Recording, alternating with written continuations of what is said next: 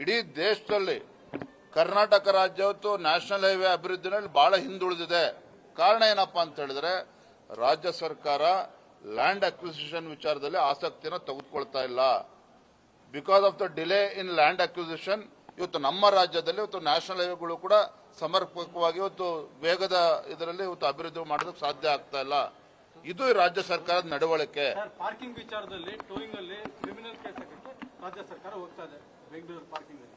ನೋಡ್ರಿ, ರಾಜ್ಯ ಸರ್ಕಾರ ಹಣಕಾಸಿನ ಕೊರತೆ ಕಾಡ್ತಾ ಇದೆ. ಬಹುಶಃ ಪ್ರಪ್ರಥಮ ಬಾರಿಗೆ ಇವತ್ತು ವಿಧಾನಸೌಧದಲ್ಲಿ ಪ್ರವಾಸಿಗರಿಗೆ ದುಡ್ಡು ಕೊಟ್ಟು ನೋಡಬೇಕಾಗಿರ್ತಕ್ಕಂಥ ಪರಿಸ್ಥಿತಿ ರಾಜ್ಯ ಸರ್ಕಾರ ಅಂತ ತೀರ್ಮಾನ ಕೂಡ ತೆಗೆದುಕೊಳ್ತಾ ಇದೆ. ರಾಜ್ಯದಲ್ಲಿ ಅಭಿವೃದ್ಧಿ ಇಲ್ಲ. ಅಭಿವೃದ್ಧಿಗೆ ಹಣವನ್ನು ಕ್ರೋಢೀಕರಿಸೋದಕ್ಕೆ ಮುಖ್ಯಮಂತ್ರಿಗಳಿಗೆ ಹಣಕಾಸಿನ ಸಚಿವರಿಗೆ ಸಾಧ್ಯ ಆಗ್ತಾ ಇಲ್ಲ. ನೀವು ನೋಡಿದ್ರೆ ಬೆಂಗಳೂರು ಮಹಾನಗರದಲ್ಲಿ ಕಸಕ್ಕೂ ಕೂಡ ಅದಕ್ಕೆ ಟ್ಯಾಕ್ಸ್ ಹಾಕಿದ್ದಾರೆ. ಈಗ ವಿಧಾನಸೌಧ ನೋಡೋದಕ್ಕೆ ಬರ್ತಕ್ಕಂಥ ಪ್ರವಾಸಿಗರು ಕೂಡ ದುಡ್ಡು ಕೊಟ್ಟು ನೋಡಬೇಕಾಗಿದೆ. ಅಂದ್ರೆ ಎಲ್ಲೋ ಒಂದ್ ಕಡೆ ಮುಖ್ಯಮಂತ್ರಿಗಳು ಸತ್ಯವನ್ನ ಮರೆಮಾಚಿ ತಮ್ಮ ಗ್ಯಾರಂಟಿಗಳಿಗೆ ಹಣವನ್ನ ಕ್ರೋಢೀಕರಿಸೋದಕ್ಕೆ ಸಾಧ್ಯ ಆಗದೇನೆ ರಾಜ್ಯದಲ್ಲಿ ಅಭಿವೃದ್ಧಿಗೋಸ್ಕರ ಹಣವನ್ನ ಕೊಡೋದಕ್ಕೆ ಸಾಧ್ಯ ಆಗದೇನೆ ಶಾಸಕರುಗಳು ತಮ್ಮ ಕ್ಷೇತ್ರದ ಅಭಿವೃದ್ಧಿಗೆ ಇವತ್ತು ಹಣವನ್ನು ಕೂಡ ಕೊಡ್ತಾ ಇಲ್ಲ ರಾಜ್ಯ ಸರ್ಕಾರ. ಹಾಗಾಗಿ ಇವತ್ತು ಏನ್ ಬೇಕಾದ್ರೂ ಕೂಡ ತೀರ್ಮಾನ ಮಾಡ್ತಾ ಇದ್ದಾರೆ. ಹಾಗಾಗಿ ಈ ರೀತಿಗಳು ಇವತ್ತು ಪ್ರವಾಸಿಗರು ಕೂಡ ಟ್ಯಾಕ್ಸ್ ದುಡ್ಡನ್ನ ಫೀಸನ್ನ ಕಟ್ಟಿಸ್ಕೊಳ್ತಕ್ಕಂಥದ್ದು. ಈಗಿನ್ನು ನಿನ್ನೆ ಮೊನ್ನೆಯಿಂದ ಇದು ಚರ್ಚೆ ನಡೀತಾ ಇದೆ. ಒಂದೇ ಸಲ ಇವತ್ತು ರಾಜ್ಯ ಸರ್ಕಾರಗಳು ತೀರ್ಮಾನ ಮಾಡೋದಕ್ಕೆ ಆಗೋದಿಲ್ಲ. ಕೇಂದ್ರ ಸರ್ಕಾರನು ಕೂಡ ಅಲ್ಲಿಂದನೂ ಕೂಡ ಹೆಲ್ತ್ ಡಿಪಾರ್ಟ್ಮೆಂಟ್ ಡೈರೆಕ್ಷನ್ಸ್ ಬರ್ತದೆ, ತೀರ್ಮಾನ ಮಾಡ್ತಾರೆ. ಅದನ್ನು ಗಾಬರಿ ಪಡ್ತಕ್ಕಂಥದ್ದು ಆತಂಕ ಇದು ಹಂಗಂತೇಳಿ ಗಂಭೀರ ತೆಗೆದುಕೋಬಾರ್ದು ಅಂತ ಹೇಳ್ತಾ ಇಲ್ಲ. ರಾಜ್ಯ ಸರ್ಕಾರ ಗಮನಿಸಬೇಕಾಗ್ತದೆ.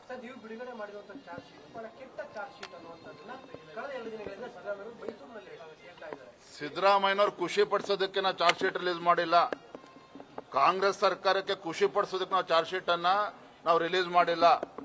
ರಾಜ್ಯದಲ್ಲಿ ಇವತ್ತು ವಾಸ್ತವಿಕ ಸತ್ಯ ಏನಿದೆ, ಇವತ್ತು ನಾನು ಬರ್ತಾ ಇದ್ದೆ ಹೈವೇ ತುಂಬಾ ಈಗ ಗ್ಯಾರಂಟಿ ಬದುಕು ಅಂತೇಳಿ ಹೋರ್ಡಿಂಗ್ ಶುರು ಮಾಡಿದ್ದಾರೆ. ಗ್ಯಾರಂಟಿ ಬದುಕು ಅಂತೇಳಿ ನಾನು ಮೈಸೂರಿನಲ್ಲಿ ನಿಂತ್ಕೊಂಡು ರಾಜ್ಯದ ಮುಖ್ಯಮಂತ್ರಿಗಳು ಸವಾಲಾಗ್ತಾನೆ.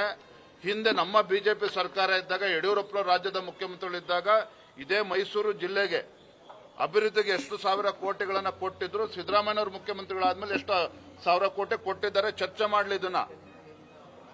ಹಾಗಾಗಿ ಇವತ್ತು ಕೇವಲ ಗ್ಯಾರಂಟಿ ಬದುಕು, ಏನ್ ಗ್ಯಾರಂಟಿ ಬದುಕು? ತಿಂಗಳಿಗೆ 2,000 ಕೊಡ್ತೀರಿ ಅಂದ್ರೆ ಗ್ಯಾರಂಟಿ ಬದುಕಾಗ್ತದ? ಇವತ್ತು ಗ್ರಾಮೀಣ ಭಾಗದಲ್ಲಿ ಇವತ್ತು ಆ ತಾಯಂದಿರ ಬದುಕನ್ನ ಕಟ್ಟಿಕೊಡ್ತಕ್ಕಂಥ ಸಲುವಾಗಿ ಏನು ಇವತ್ತು ಕಾರ್ಯಕ್ರಮಗಳನ್ನು ಕೊಟ್ಟಿದ್ದೀರಿ? ರೈತರಿಗೆ ಇವತ್ತು ಅನುಕೂಲ ಆಗೋ ರೀತಿಯಲ್ಲಿ ಯಾವ ಕಾರ್ಯಕ್ರಮನ ಘೋಷಣೆ ಮಾಡಿದ್ದೀರಿ? ಕೇವಲ ಜಾಹೀರಾತಿನ ಸರ್ಕಾರ ಇವತ್ತು ಆಗಿದೆ ಕಾಂಗ್ರೆಸ್ ಸರ್ಕಾರ. ಸಿದ್ದರಾಮಯ್ಯ ನೇತೃತ್ವದ ಕಾಂಗ್ರೆಸ್ ಸರ್ಕಾರ ಇವತ್ತು ಜಾಹೀರಾತಿನ ಸರ್ಕಾರ ಆಗಿದೆ ಹೊರತು ಇವತ್ತು ಜನರಲ್ಲಿ ಜಾಗೃತಿಯನ್ನ ಮೂಡಿಸಿ ಅಭಿವೃದ್ಧಿ ಮಾಡತಕ್ಕಂಥ ಸರ್ಕಾರ ಇದಲ್ಲ. ಯಾವುದೇ ಅಭಿವೃದ್ಧಿಗೆ ಇವತ್ತು ಹಣವೂ ಕೂಡ ಸರ್ಕಾರದಲ್ಲಿಲ್ಲ.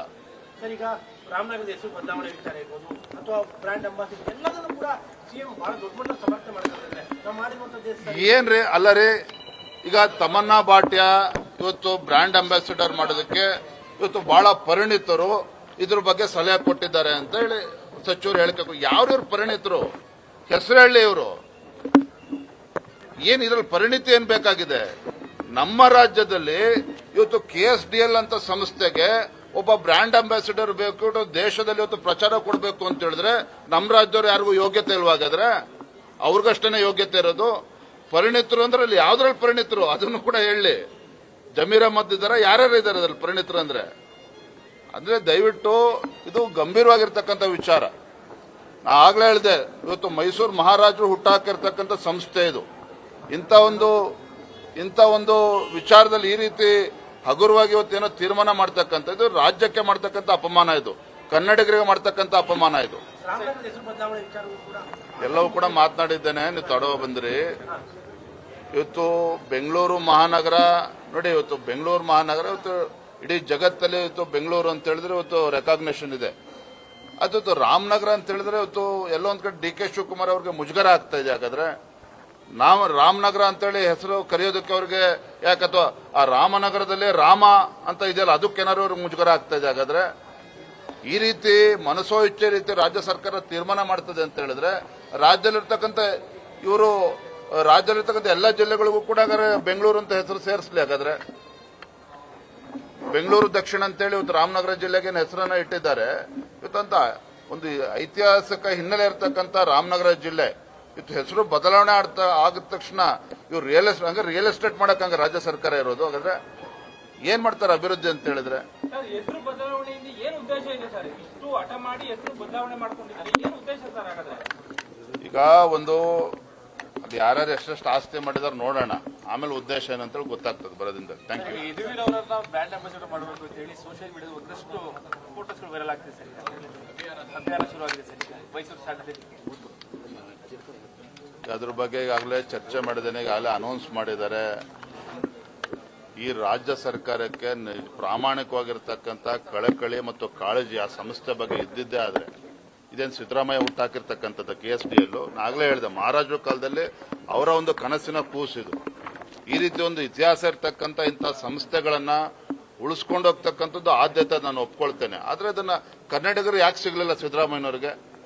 ಆ ಯಾರು ಪರಿಣಿತರು ಅಂತ ಹೇಳಿದ್ದಾರೆ ಅದನ್ನ ಹುಡುಕೋ ಕೆಲಸ ಯಾಕೆ ಮಾಡಲಿಲ್ಲ? ಹಾಗಾದ್ರೆ ಯಾಕೆ ಬಾಂಬೆ ಡೆಲ್ಲಿಗೆ ಹುಡುಕ್ತಕ್ಕಂಥ ಕೆಲಸ ಮಾಡಿದ್ದಾರೆ, ಕರ್ನಾಟಕದಲ್ಲಿ ಯಾಕೆ ಹುಡುಕಕ್ಕಾಗ್ಲಿಲ್ಲ? ಅಂದ್ರೆ ಇವ್ರ ಆದ್ಯತೆ ಏನು ಇದೆ ಅನ್ನೋದು ಇದರಲ್ಲೇ ಗೊತ್ತಾಗ್ತದೆ. ಸರ್, ಇಶ್ಯೂ ಡೈವರ್ಷನ್ಗೂ ಇದು ನಡೀತಾ ಇದೆಯಾ? ಹೆಸರು ಬದಲಾವಣೆ ಇರ್ಬೋದು, ಈ ತರದ್ದು ರಾಯಭಾರಿಗಳು ರಾಜ್ಯ ಸರ್ಕಾರಕ್ಕೆ ರಿಯಲ್ ಎಸ್ಟೇಟ್ ಆದ್ಯತೆ ಆಗಿದೆ. ರಾಜ್ಯದ ಮುಖ್ಯಮಂತ್ರಿಗಳಿಗೆ ಬೆಂಗಳೂರಿನ ಮುಖ್ಯಮಂತ್ರಿಗಳು ರಾಜ್ಯದ ಮುಖ್ಯಮಂತ್ರಿಗಳು ಅನ್ನೋ ಅನುಮಾನ ಇವತ್ತು ರಾಜ್ಯದ ಜನರಿಗೆ ಕಾಡ್ತಾ ಇದೆ. ರಾಜ್ಯದ ಉಪಮುಖ್ಯಮಂತ್ರಿಗಳು ಕೂಡ ಬೆಂಗಳೂರಿಗೆ ಸೀಮಿತ ಆಗಿದ್ದಾರೆ. ನಾವು ಜನಾಕ್ರೋಶ ಯಾತ್ರೆಯಲ್ಲೂ ಕೂಡ ಎಲ್ಲ ಜಿಲ್ಲೆಗಳಲ್ಲಿ ಮಾತನ್ನು ಹೇಳಿದ್ದೇವೆ. ಕೇವಲ ರಾಜ್ಯ ಸರ್ಕಾರ ಬೆಂಗಳೂರಿಗೆ ಸೀಮಿತ ಆಗಿದೆ, ರಾಜ್ಯದ ಮುಖ್ಯಮಂತ್ರಿಗಳು ಉಪಮುಖ್ಯಮಂತ್ರಿಗಳು ಬೆಂಗಳೂರಿಗೆ ಸೀಮಿತ ಆಗಿದ್ದಾರೆ. ರಾಜ್ಯದ ಅಭಿವೃದ್ಧಿಯ ಬಗ್ಗೆ ಕಿಂಚಿತ್ತೂ ಕೂಡ ಕಾಳಜಿನೂ ಇಲ್ಲ, ಅಭಿವೃದ್ಧಿ ಮಾಡತಕ್ಕಂಥ ಯೋಗ್ಯತೆನೂ ಕೂಡ ಕಾಂಗ್ರೆಸ್ ಸರ್ಕಾರಕ್ಕಿಲ್ಲ. Thank you. ಏನಪ್ಪ ಚಾರ್ಜ್ ಶೀಟ್ ರಿಲೀಸ್ ಮಾಡಿದ್ದೇವೆ. ಪಾಪ ಸಿದ್ದರಾಮಯ್ಯ ಸ್ವಲ್ಪ ಇರ್ಸು ಮುರ್ಸು ಆಗಿರ್ಬೋದು. ವಾಸ್ತವಿಕ ಸತ್ಯ ನಾನು ಹೇಳ್ತಾ ಇದ್ದೇನೆ. ಇವತ್ತು ಮೈಸೂರು ನಾನು ಕೇಳಿದೆ, ಆಗ್ಲೇ ನಾನು ಮಾತನಾಡಿದೆ, ಮೈಸೂರು ಅಭಿವೃದ್ಧಿಗೆ ಈ ಜಿಲ್ಲೆ ಮೈಸೂರು ಚಾಮರಾಜನಗರದಲ್ಲಿ ಇರ್ತಕ್ಕಂಥ ಜಿಲ್ಲೆಗಳ ಅಭಿವೃದ್ಧಿಗೆ ಏನು ಕೊಡುಗೆ ಏನಿದೆ ಸಿದ್ದರಾಮಯ್ಯನವ್ರದ್ದಾಗಾದ್ರೆ? ಅದಕ್ಕೆ ಅಡಿಷನಲ್ ಚಾರ್ಜ್ ಶೀಟ್ ಅಂತಾನು ಇರುತ್ತೆ ಕ್ರೈಮ್ ಅಲ್ಲಿ. ಹಾಗಾಗಿ ಇದೊಂದು ಅಡಿಷನಲ್ ಚಾರ್ಜ್ ಶೀಟ್ ಇದೆಯಾ? ಕ್ರೈಮ್ಗಳು ಇನ್ನೂ 3 ವರ್ಷ ಮಾಡಲಿ, ಆಮೇಲೆ ಮಾಡ್ತಾ ಇರ್ತೀವಿ ನಾವು. Thank you.